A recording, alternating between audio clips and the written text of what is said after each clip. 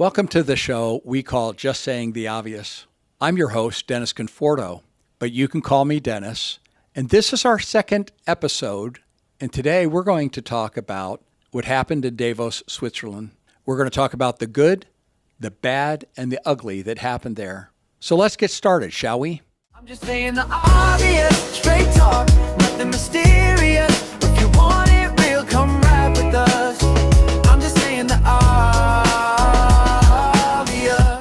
I don't know about you, but when I think about Donald Trump flying to meetings to meet with world leaders and trying to reset everything that had been set for 7 decades, in other words, the span of my own life, he's going to say some things that are very unpopular. It doesn't mean that they're not true, but they are unpopular.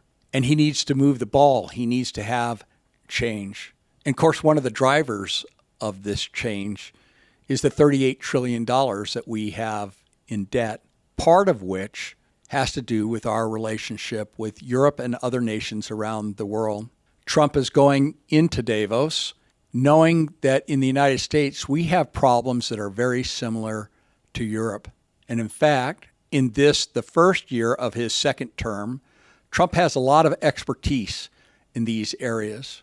Lots of times, foreign countries don't necessarily like input or observations of their own countries from other leaders. But Trump is unembarrassed to call out that which is making the free world less safe and less secure. He talked about the problems at home. He talked about our sanctuary cities and our broken borders, pointing out to Europe that the very things that the United States was dealing with were the same things that Europe was dealing with. And it's kind of odd if you think about it. What happened in Europe and happened in the United States was happening at the same time. Same kind of global thinking that was occurring, almost socialistic in nature, that was impacting and changing the United States and Europe quickly. So a lot of leaders were told by Donald Trump, fix your borders. He told Germany, you can't be buying oil from Russia at this funding the war against Ukraine and at the same time spending money on Ukraine. He talked about their energy policies, and he was setting the example by doing what he was doing in the United States. Before he went to Europe and told them to close their borders down, he demonstrated that we could close our borders. And within 4 months, he had basically sealed the borders of the United States, something that the left said could not be done. But he did it. And now having done it, he has proven to other leaders in Europe that they also can do it. It's interesting to note that there are many leaders in Europe who are now mimicking the policies of Donald Trump, because there are many citizens in Europe who are mimicking the same things that citizens in the United States are talking about, which is reform in immigration and limiting illegal immigration in favor of legal controlled immigration, where people have the right to decide who comes into their country and why they're coming into this country, and being vetted coming into the country so we know exactly who they are. But Trump went further. He talked about the inordinate amount of money that the United States have been spending for decades to protect Europe, outpacing the amount of money that Europe was spending on itself to protect itself. After all, we did help in the rebuilding of Europe after its destruction in the war. We also spent money to create great trading relationships, which built the whole of Europe, something that conquering nations in the past had never done before. Allowed people to have their own sovereignty, but build trading relationships so that people in Germany and people in Austria and people throughout Europe could have good paying jobs while Americans had good paying jobs. And so he pushed very hard, talking about all the relationships that we had with Europe. One of the relationships we have with Europe, because there are many organizations that make that up, is the UN. But he chided the UN for not doing their job, saying that he was doing their job. After all, he had brought peace to 8 wars and conflicts, and couldn't understand why the UN, whose main charter is to do that very thing, was something that he was doing. He started talking about NATO once again, calling out NATO for not paying their bills for decades. And eventually, under his first administration, starting to pay their fair share. And now in his second administration, got NATO to pay 5% of their gross national product to protect their own continent.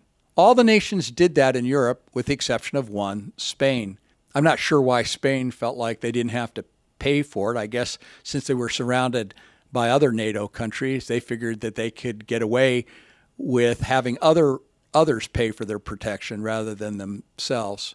But these are some of the problems that you have in dealing with nations that are not, again, paying their own fair share.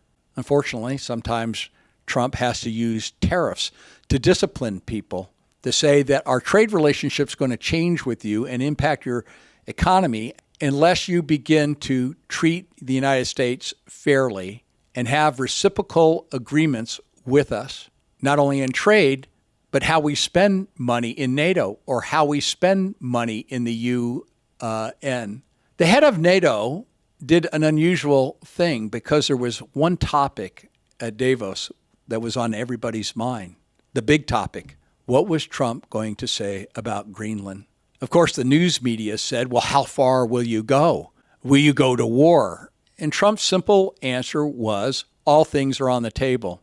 Did that mean that Trump was going to go to war? No. But if you're the liberal press and you have that kind of Trump derangement syndrome and that hive mind mentality, you immediately go there and then begin writing scripts saying that Trump is going to use troops in Greenland. And at one point in this talk, he said, and of course, I'm not going to use troops in Greenland, but he likes, as part of the art of the deal, keeping all things on the table so that he can move the agenda forward.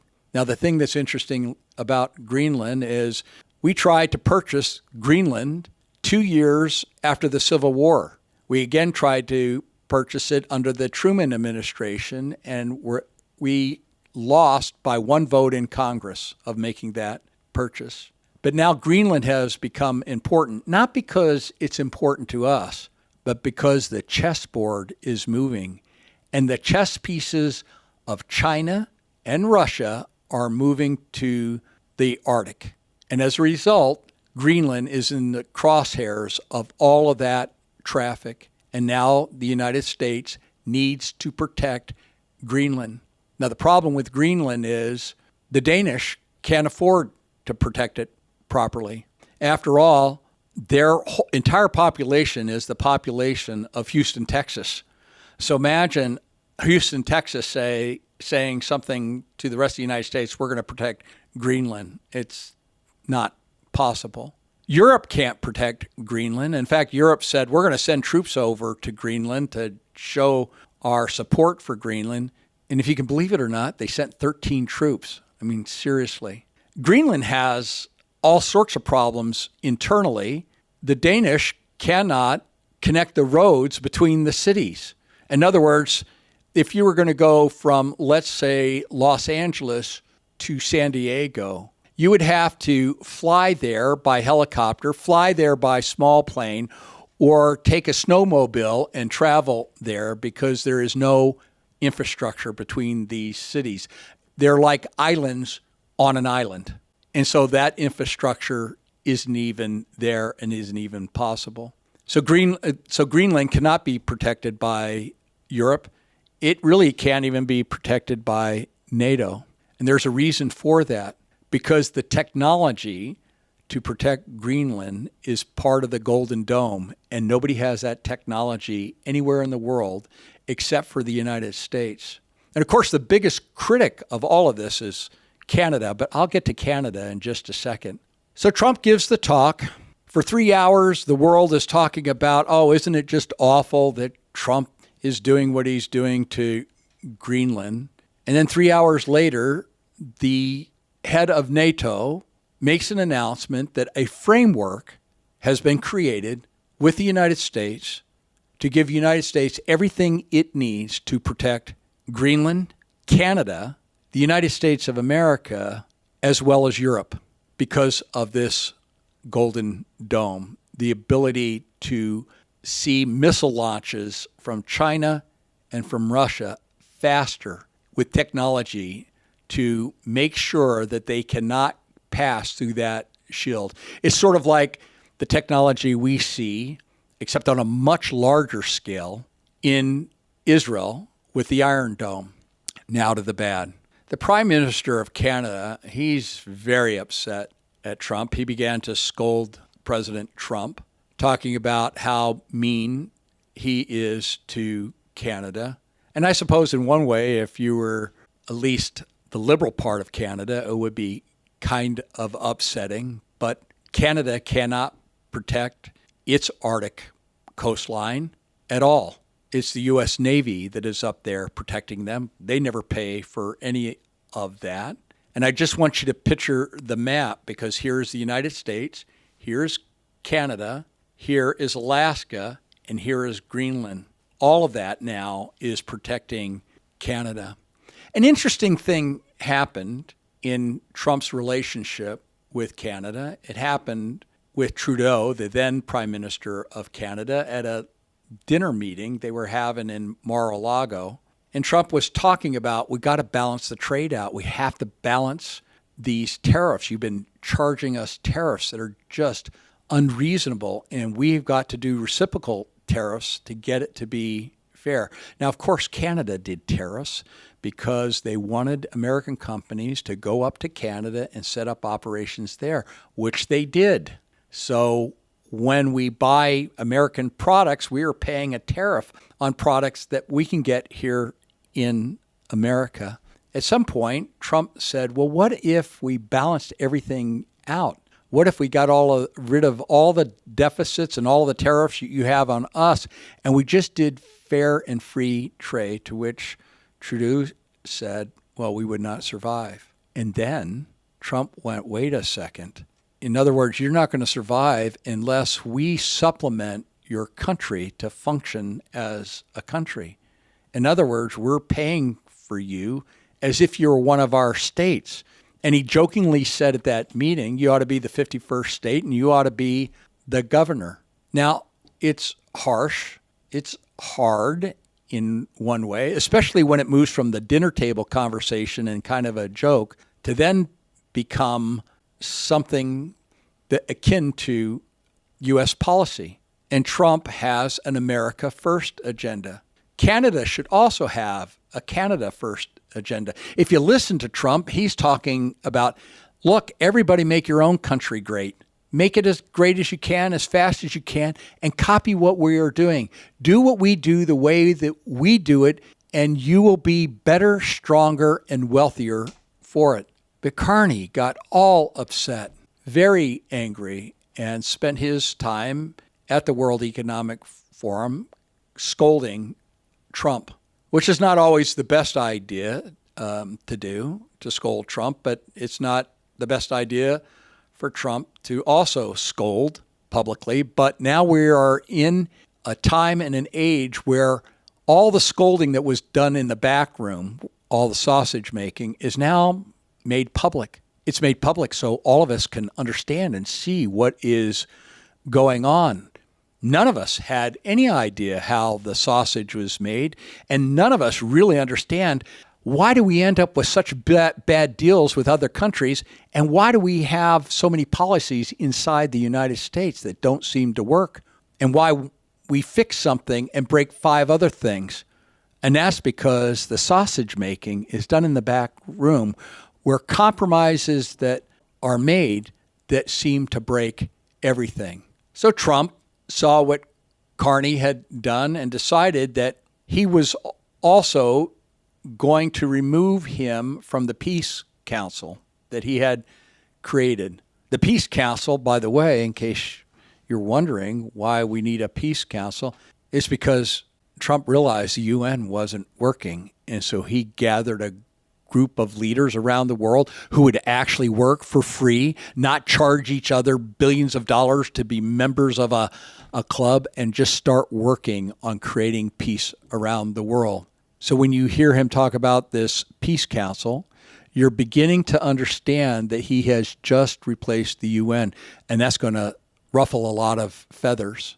Trump talked honestly about NATO, saying, look, we may or may not defend you depending on what you are willing to do. It's not a blank check. You have to step up to the plate and begin doing things to protect yourself. I don't know about you. I don't know that it's a good idea that we have 80,000 troops in NATO countries. It doesn't seem to make sense to me why they're there and using our technologies to defend themselves. Those 80,000 troops ought to come from those individual nations, wherever they happen to be, whether our troops are in Italy or in Germany. I'm not saying remove them all. And obviously, if NATO wants us in those areas, we should be there. But boy, we have a big presence there, and it costs a lot of money. We have 400 bases around the world, not counting the bases that we have in the United States.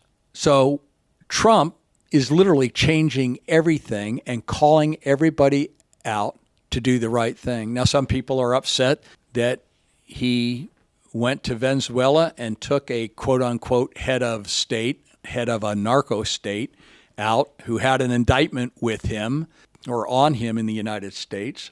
It's amazing to me how many people are upset by that and are protecting a dictator of a foreign country who had 8 million people that had to leave his country. One of the biggest migrations in this century happened in Venezuela by a group of socialists who took over the oil energy there in Venezuela, and then because they did not know what they were doing, cut its production by 66%, sending him into a financial tailspin, for which they decided, another side business we can get into is the drug business, and then went after the drug business in a big way, only to become a narco state, something that we had to do something about. We lose 100,000, minimum 100,000 Americans due to drug overdose. Drug overdoses laced with fentanyl that comes from China, distributed through the cartels and distributed by the cartels to terrorist organizations. And all that money is being funded and laundered throughout the world in U.S. dollars because of a drug habit that we happen to have here in the United States. It's an actual war. In the last 20 years, we've lost 2 million Americans. It's a war we lost. It's the greatest war we have ever been in, with the most dead as a result of it, and nobody says anything. We almost act like it's normal. We almost act like we expect it. And yet they call Trump a dictator, and yet he takes out a dictator that they think is somehow ahead of a state and are trying to protect. It's just the weirdest thing to see good become bad and bad become good, and everything turned on its head in such a way that the truth cannot be spoken about anything. Anyway, I'm really proud of what Donald Trump did. He did something that Europe was not used to. Europe was used to having the United States be its personal piggy bank. And the way we became popular, the left politicians, left presidents became popular, is because they gave left-wing leaders in foreign nations money. And if you hear this thing, Donald Trump is not popular around the world, well, that is true with people who are getting a handout. But he is very popular with the people of Europe who are looking at what their leaders are doing in those countries and saying, Donald Trump is right. We need to protect our own borders. Donald Trump is right. We need to live within our own means. Donald Trump is right. We need to have fair trade, reciprocal tariffs. It's interesting for me to note that nobody in Congress for 7 decades said anything about tariffs perpetrated on the United States. They're more concerned about the tariffs that we use in a reciprocal way to bring peace or to level the playing field than they are the tariffs that were so unfair to us, that took our jobs, manufacturing sector, overseas. And as a result of taking the manufacturing sector away from the United States, it impacted our national security. I mean, if there's anything that any of us learn in our personal life is to be self-reliant. And we're not self-reliant. We may be the most powerful nation on earth, but we're certainly not self-reliant. And one of the things that Donald Trump is doing right now is making sure that we are self-reliant in every way that is possible. Now, finally, let me get to the ugly that happened that I saw there. Was Governor Newsom, who came out of the meeting angry and upset at President Trump and upset at European leaders, telling them that they had bowed down to Donald Trump for resetting the table. Now, I know a little bit about California. I was born there. I decided to leave there because of the crazy politics. I came to Idaho. I came to a small city in Idaho, a city of 1,800 people. I've always lived in either Seattle or New York City or San Diego, a major city. I've been to 119 countries around the world, but the last 14 years, I've lived in small town America. Completely different experience, more real, more down to earth, more common sense. But I left a state, California, that is so anti-business that I just couldn't remain there anymore. I didn't agree with anything they were doing. And here is Gavin Newsom trying to tell Europe and the United States how to manage countries when he has failed in managing a state. And I don't mean just a little failure, and I'm not trying to pick on him, but the failure of Gavin Newsom is epic. Epic. All you have to understand is when Disneyland, a very liberal company, has to move its headquarters from California to Florida, that tells you everything. When Oracle Corporation leaves, that tells you something. When SpaceX leaves, that tells you something. When Tesla leaves, that tells you something. When Toyota of America leaves, that tells you something. Corporation after corporation after corporation is leaving. So we see people and corporations fleeing California like there is no tomorrow. And they've been moving at a rate that California, for the first time in its history, has less people moving in than ever before and more people moving out. It has virtually no growth in its population. In fact, the only growth it has in its population probably is illegal aliens coming across the border, but now that's been shut down. Here's the thing about the United States that is so unique and so powerful. We are a republic. And one of the things about a republic that is so interesting is that each state has its own constitution. There was a time in our country where the federal government was small and the states were large, and over time the federal government took more and more power. The interesting thing, it was the states that gave the federal government power, not to have the federal government take its power, but to retain its power. But over time, the federal government got bigger and bigger, its agencies got bigger and bigger, and as a result of all of this growth of the federal government, the state governments lost their autonomy, their power, their authority, if you will. But the republic is still there. A perfect example of that is people leaving California to go another state where they feel that that state treats their money in a different way, treats them in a different way, respects their businesses and their interest in a different way. And we see this all across America. Unfortunately for us, we now have voting blocks, Republicans that vote one way and Democrats that vote another way. They're not really representing the people in their districts, for example, in the House. If you have the coastal communities running the Democratic Party like San Francisco or New York, and they're telling a Democrat in Texas to vote against the interest of Texas, that's not a good thing.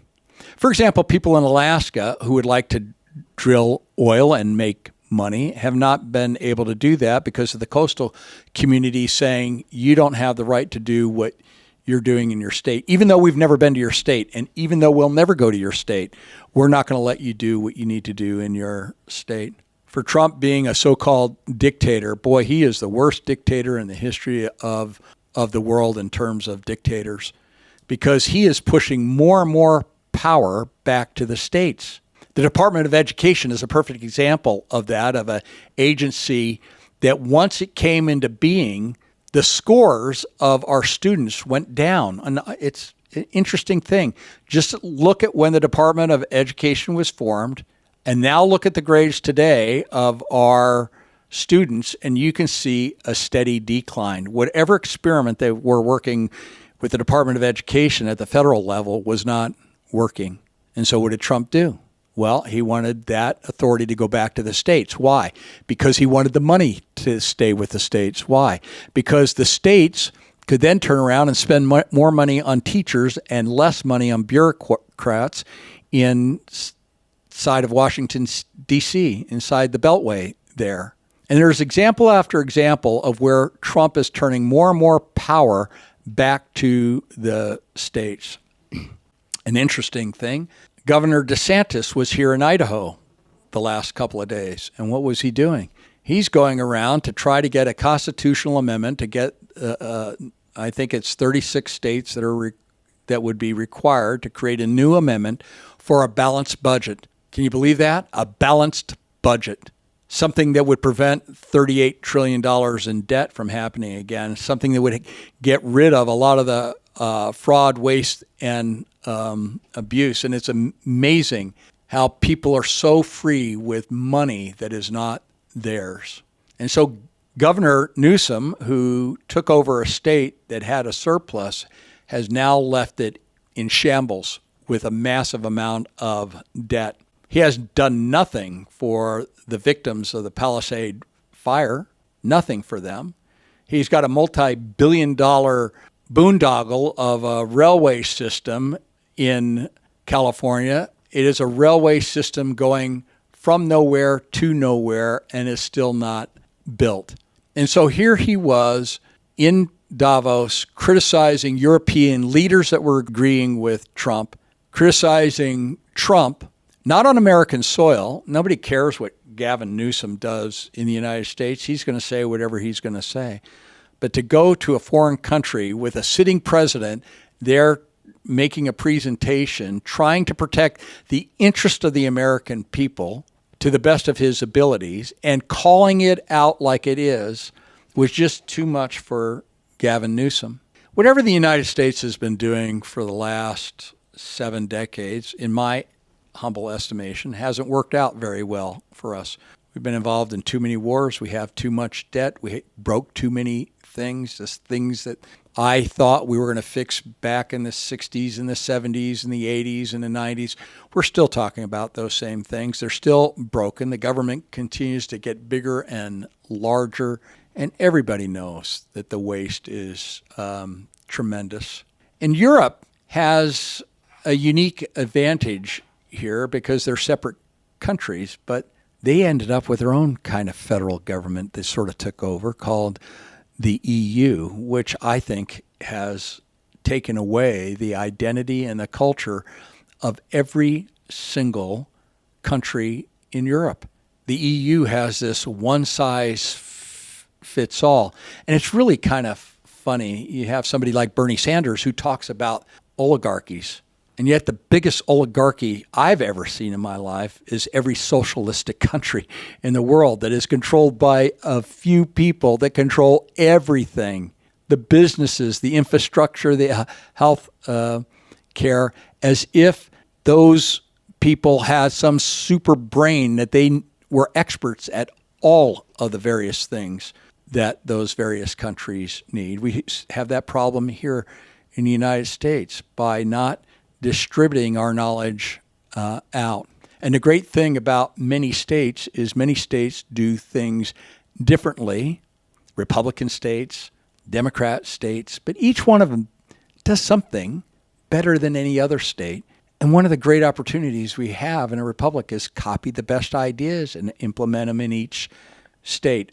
And I think that was one of the other things Trump was telling Europe to do, to make each of your own countries great again by protecting your borders, living within the means of your country, trying not to go into debt, building up your military, and not relying on the United States to cover the sins of Europe.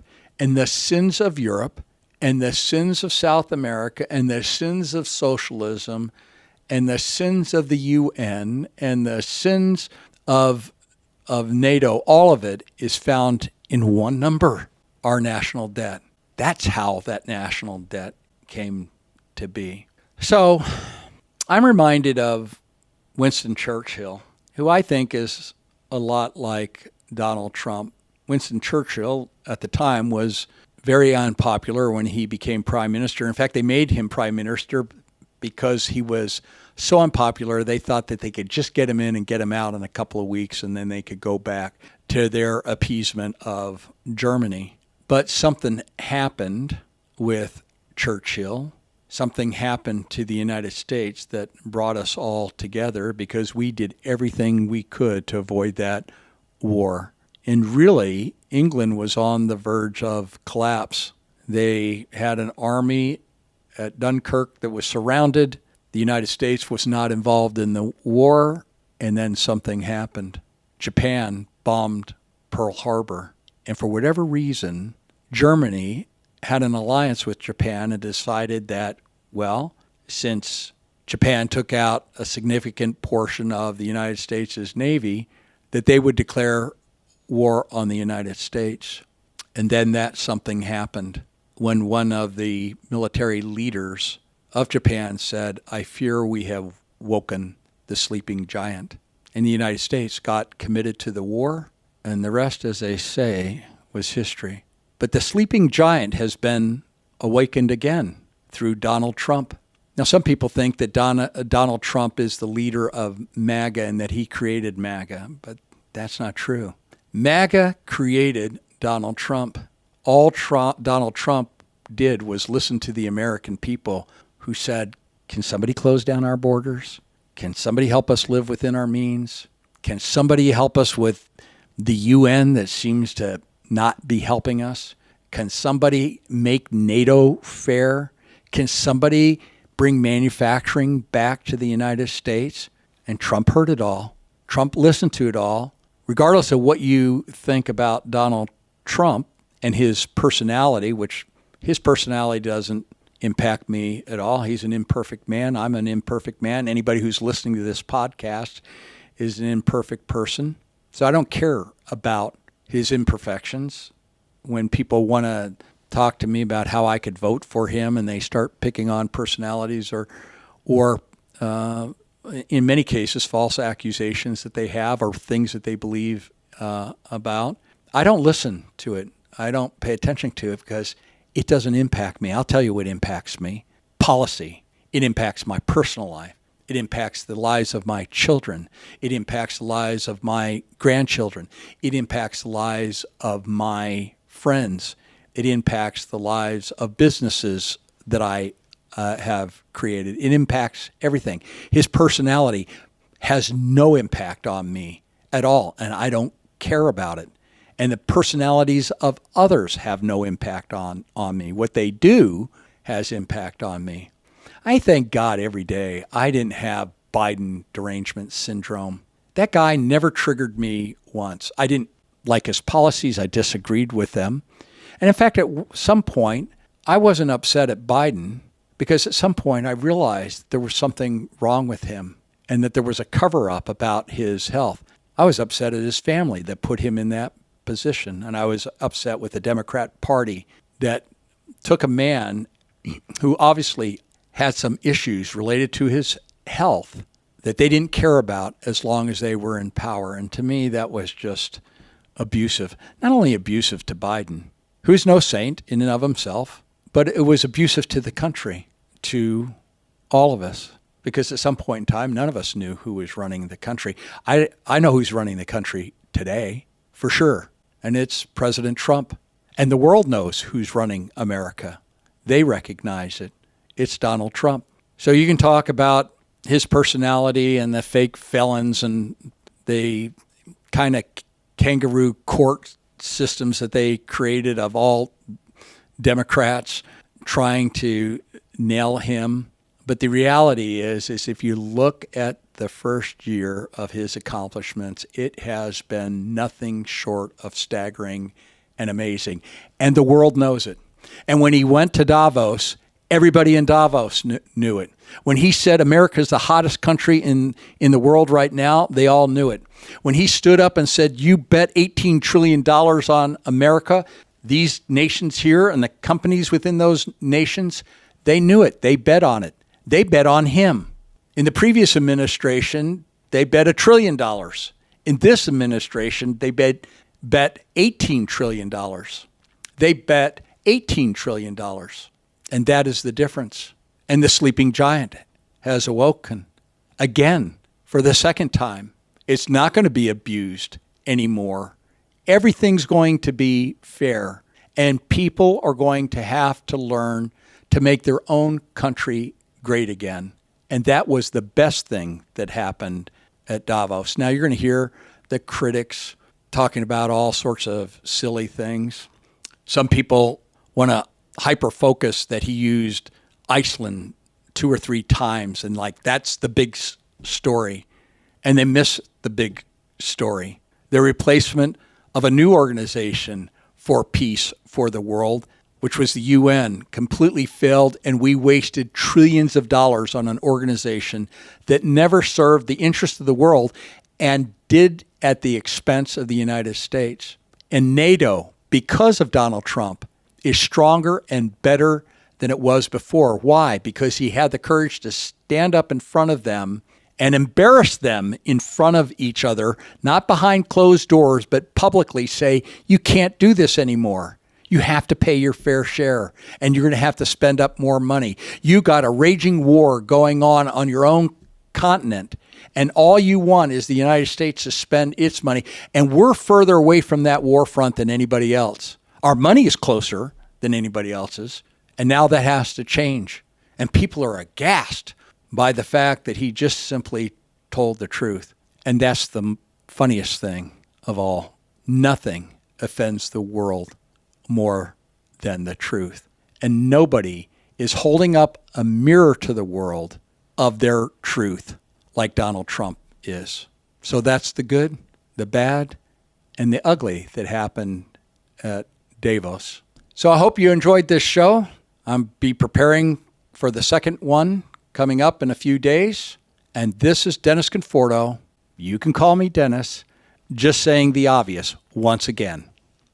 Pull up a chair, got something to share. Politics, policy, life, we go there. Gun, yeah. Name's Dennis, say it how it is. From the kitchen table talk to the big biz. Headline spinning, but I cut through the spin. If you're tired of the noise, let's begin. I'm just saying the obvious, saying what you're thinking anyway. From the loss to the cost of your coffee cup, to the mess of your everyday. Yeah, I'm just saying the obvious, straight talk, nothing mysterious. If you want it real, come ride with us. I'm just saying the obvious.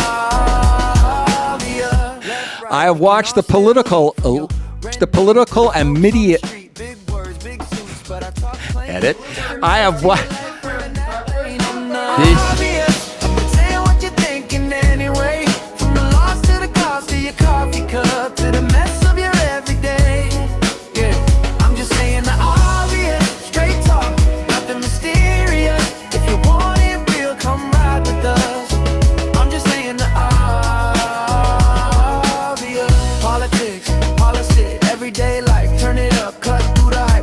On the mic, yeah, that's us, just saying the